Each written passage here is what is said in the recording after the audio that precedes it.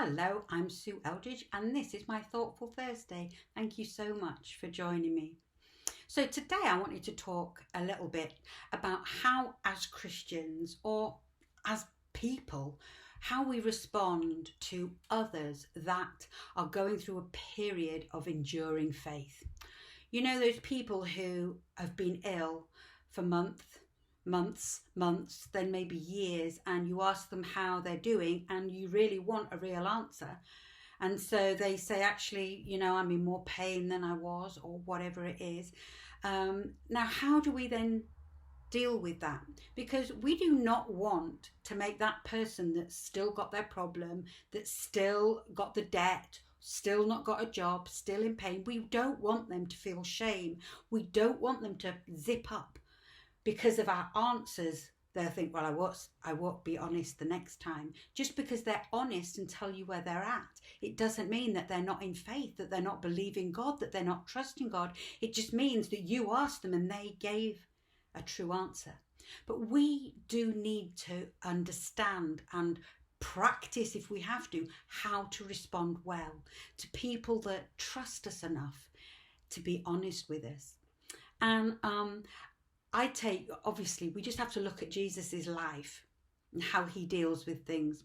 And one particular story I just wanted to look at was when Lazarus died. Lazarus was a great friend of Jesus, him and his sisters, Mary and Martha. And Jesus was away from the town and he got word that Lazarus had died.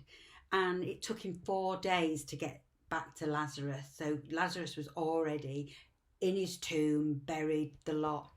And when he met Martha and Mary, he said, he's not dead, he's just sleeping.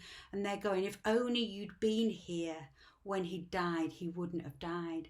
And I'm reading this from, well, I'm not reading it, but John 11. But if we look at verse 35, even though Jesus knew 100% that he was going to raise Lazarus from the dead, it says, and Jesus wept.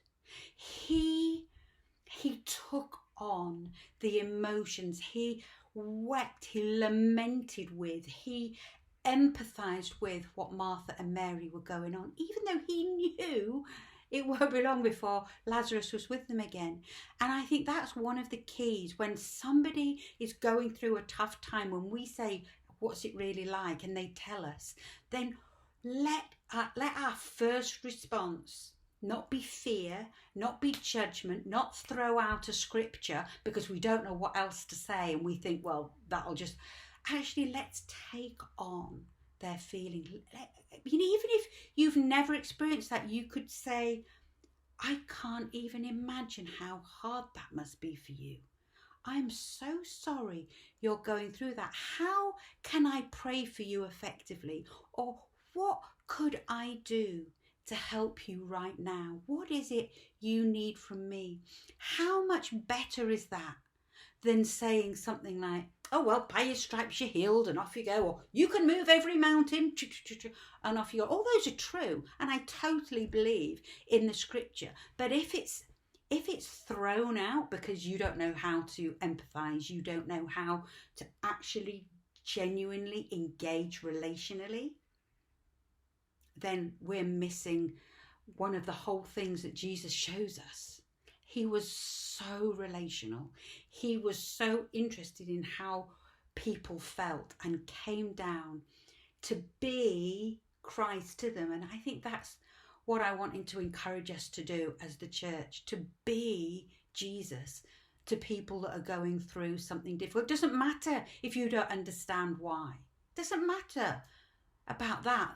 All Jesus says is you love and you stand with and you care for unconditionally. So I want to challenge us to do that.